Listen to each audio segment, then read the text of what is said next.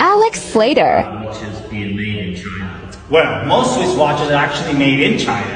And the reason the replicas often look just as good as the originals is because they're made in the same factory.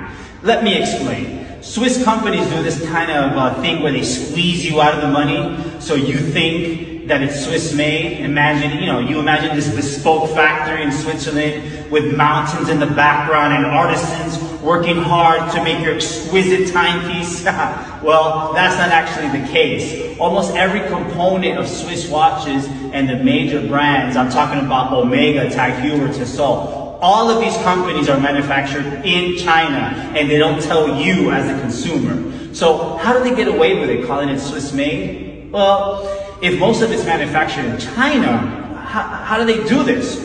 Well, it's a little loophole that they have in Swiss manufacturing laws, where as long as 60% of the total construction is made